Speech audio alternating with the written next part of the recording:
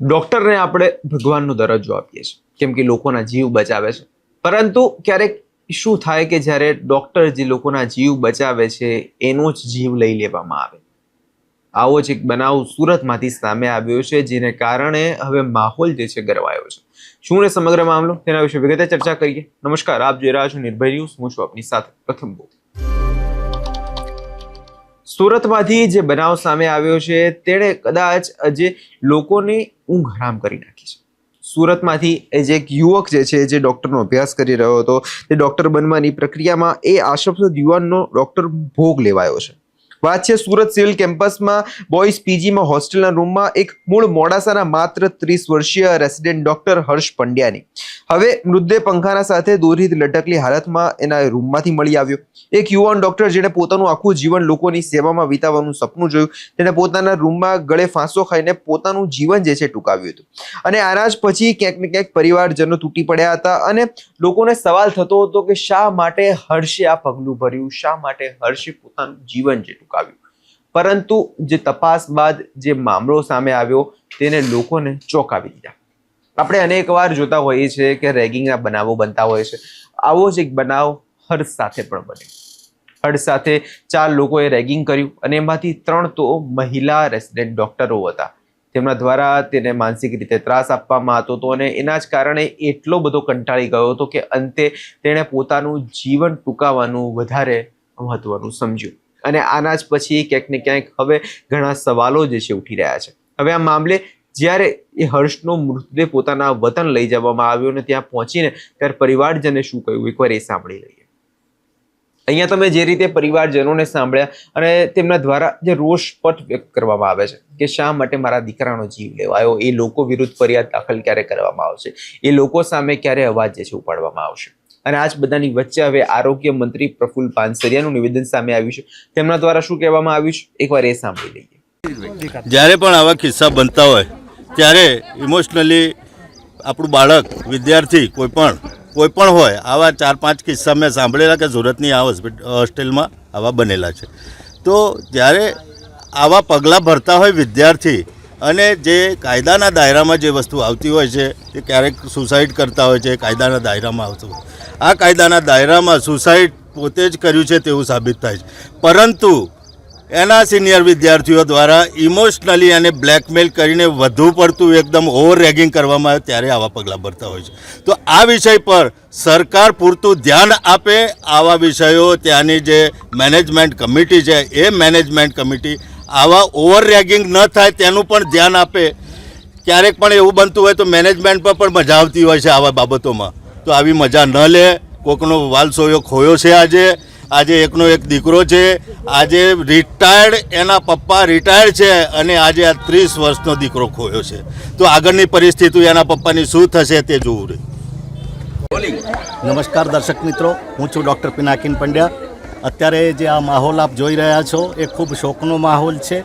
અમે અમારો ભાણેજ ગુમાવ્યો છે, અમારો દીકરો ગુમાવ્યો છે।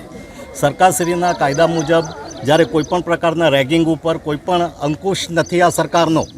હા, અમે દાવા સાથે કહીએ છીએ, જે આ અત્યારે આપ જોઈ રહ્યા છો, તો મારી સરકારને એટલી વિનંતી છે કે કાયદાને કડક બનાવો। જે લોકોએ આ કૃત્ય ઇનડાયરેક્ટલી રીતે કર્યું છે, પ્રત્યક્ષ રીતે ઘણા બધા અમને ત્યાં પણ અમે ગયા સુરત, ત્યાં પણ અમને એવું જાણવા મળ્યું કે અહીંયા રેગિંગનો ખૂબ ત્રાસ છે, જુનિયરો મારફતે પણ જાણવા મળ્યું છે। ફરીથી આપને વિનંતી કરીએ છીએ, અમે સરકાર માય બાપ છો આપ, તો આ વિષય ઉપર ખૂબ ગંભીર રીતે નિર્ણયો લેવામાં આવે, કડકમાં કડક સજા કરવામાં આવે અને પેપર ઉપર જે આ કાયદો છે એનો ખરેખર અમલ થાય એવું બતાવશે ત્યારે અમે માનીશું, ત્યારે અમે સરકારને ધન્યવાદ કરીશું। જ્યારે પણ आत्महत्या कर ली। बाद में प्रशासन, सिविल सुपरिटेंडेंट, पुलिस और डिन सभी साथ मिलकर उसका पीएम करवाया। पीएम पैनल पीएम और फॉरेंसिक पीएम दोनों करवाए। मृतक के फादर जो मोडासा रहते हैं वो भी डॉक्टर है, उसके साथ मेरी भी बात हुई।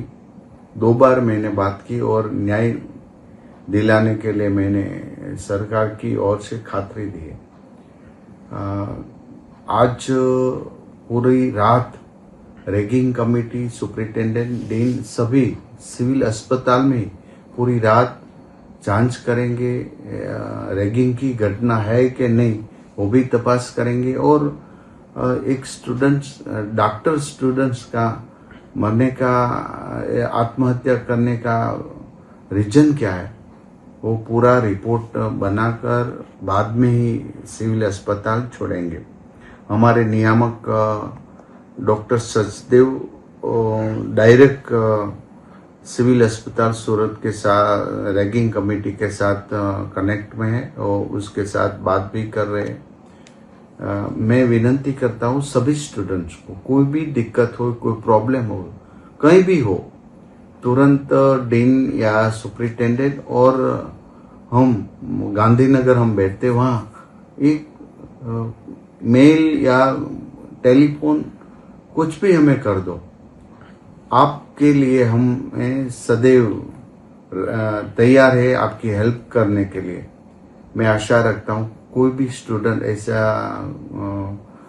प्रवृत्ति न करे या आत्महत्या करने की तो बात दूर रही, विचार भी नहीं करना चाहिए। तो आज से हम संकल्प करेंगे कि एक भी नेगेटिव थॉट हमारे माइंड में नहीं होना चाहिए। हम हैं आपके साथ, सरकार है, आपके पेरेंट्स है, सभी लोग हम आपके साथ है। डरने के बाद ये आत्महत्या करना ये उचित नहीं। हम आपके साथ है, कभी भी कुछ भी काम होए तो आप हमें बताओ तो ऐसी घटना हम रोक पाएंगे।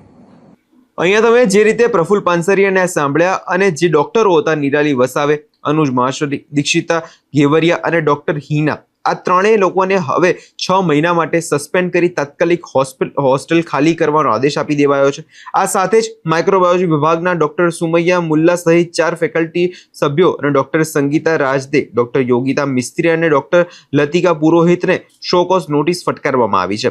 એન્ટી રેગિંગ કમિટીના આ સમગ્ર રિપોર્ટને કોલેજ કાઉન્સિલિંગ દ્વારા સર્વાનુમતે બહાર આપવામાં આવ્યું છે અને ભવિષ્યમાં આવી ઘટનાઓ ન બને તે માટે પગલાં ભરવાનું હવે સરકાર દ્વારા શરૂ કરી દેવામાં આવ્યું છે। હવે જોવાનું આગામી દિવસોમાં એ રહેશે કે જ્યાં પગલાં ભરવાની વાત કરવામાં આવી છે એના પછી આ રેગિંગના બનાવો અટકે છે કે નહીં। તમને શું લાગે છે કમેન્ટ કરી ચોક્કસથી જણાવજો। અમારી ચેનલ નિર્ભય ન્યૂઝને લાઇક, શેર અને સબસ્ક્રાઇબ કરવાનું ભૂલશો નહીં।